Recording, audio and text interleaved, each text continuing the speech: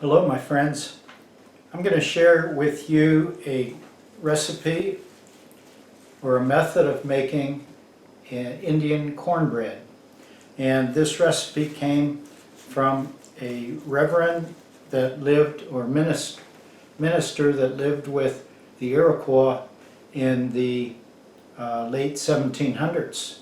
And he recorded a lot of their customs, habits, and even their foods. This same recipe also was referenced by Arthur C. Parker. He was Seneca Indian, or part Seneca Indian, and he studied as anthropologist and referenced the same cornbread that was used. So following their instructions, I did the best I could, and it does taste very good. It's not like what we expect bread to look like.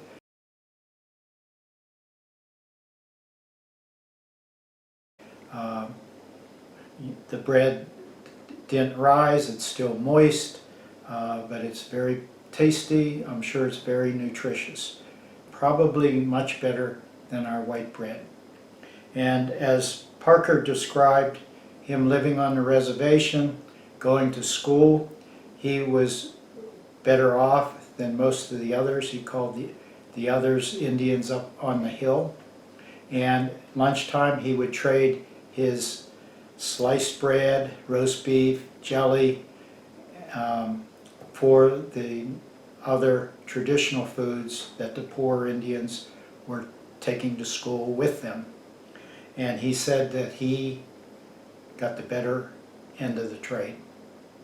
He said once you taste this, you'll always have a craving for it. And I do like the taste of it. There's a lot of variation that can be put into this, and I'm going to try quite a number of other methods. Let me show you what I did.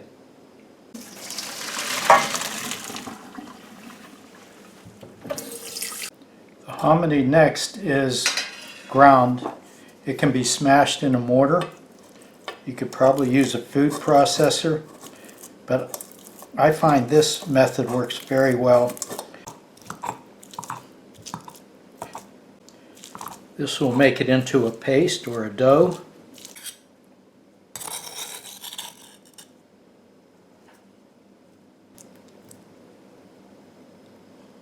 Now to the cornmeal or the dough, they would add nuts, sometimes kidney beans. They love chestnuts. They would add chestnuts to this. And this is hickory nuts. So because the nuts are so small, the way they would handle them, they would crush the shell along with the nut, the kernel, and then they would add some water and either float the shell away, or the shell would sink, and this would be mixed with warm water and it would be made into like a milk. Then the shell or the mixture would be sifted or run through a sieve or a cloth and leave a milky substance, which would be the nut, and then that mixture was added to your hominy dough. After adding water, it becomes a paste.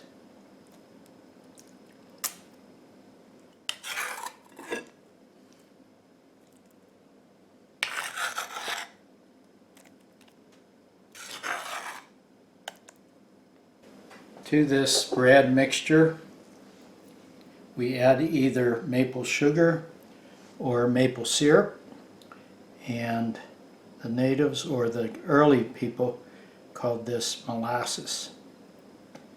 As far as the ingredients, I have 3 cans of maize or hominy, about a half a cup of nuts, and I just poured in, I'm guessing, maybe a quarter cup of this syrup. Now there's two ways that this can be cooked. It can be wrapped in a cloth or tied in some corn leaves or hot corn husks and then boiled, or the best way is baked in the fire over coals. And I'm going to bake it in my oven. It won't have the same flavor, but it'll still be good. Okay, this now is formed into bread, small bread patties, and then I'm going to wrap it in the leaves. I baked these before without wrapping them, and they get too hard. They form a hard crust. So the wrapping in leaves do make a big difference. Holds the moisture in. And if you were cooking this in the fire, this would be in the coals. It would be buried in the coals. You want about 3 layers thick. When I put it on the baking sheet, I have 2 ends tucked underneath like that, and that will hold it so it won't come unwrapped.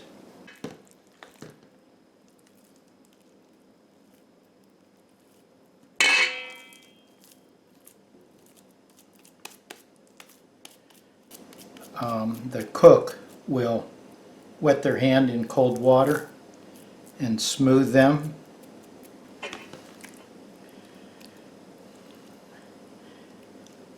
It'll give it a sheen, and it'll help hold the flavor in.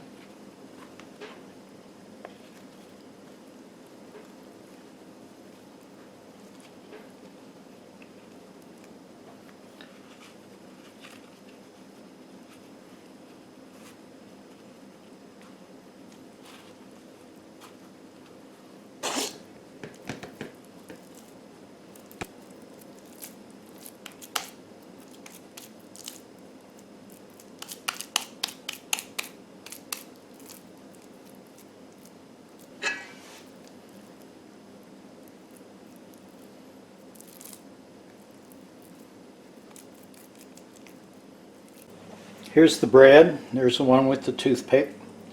And I have it on a cookie sheet. The oven is preheating. It should be pretty close. I have it set at 375. And I'm putting it in now. It's been in the oven for an hour at 375. It smells really good, but it might be the corn leaves cooking. We'll let them cool a little bit, then we'll give it a try. Let's see what this cornbread looks like.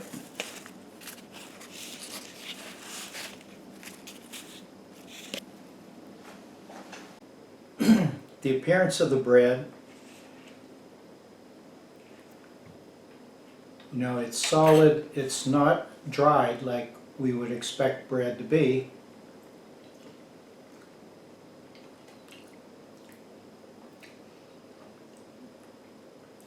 Has a really good flavor. It's nutty. I can taste the sweetness of that syrup. I always like the taste of hominy. Now, Parker did say that what they would do is dry these out to keep them. So I believe this probably is the way the bread should turn out. Still a little moist. Hominy is dried corn with the hull removed. The method of removing the hull is you boil it for about 20 minutes to a half hour in a lye solution, and what the natives used as a lye solution would be white ash from a fire. They would put enough of that in there, that would be alkaline.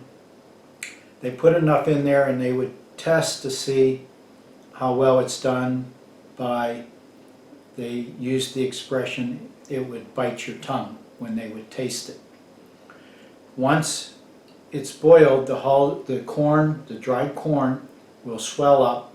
The hulls would crack off and float, and then that was removed, and then the corn then is washed to remove the lye. So this makes the corn partially cooked. So it's also softer. So that's why it could be mashed up easily and made into this dough or dough form. Very nutty. One of the favorites is putting chestnuts in here, but because the blight took most of those out, chestnuts are harder to come by, and they're only seen in a grocery store seasonally. So when chestnuts are ripe, I'm going to have to try this with the chestnut. I'm planning on wrapping this in cheesecloth, and the reason for doing that is to be able to tell when it is done. This is going to be boiled, and when it floats, that's when you can tell it's finished cooking. Looks like it's floating. Time to take it out.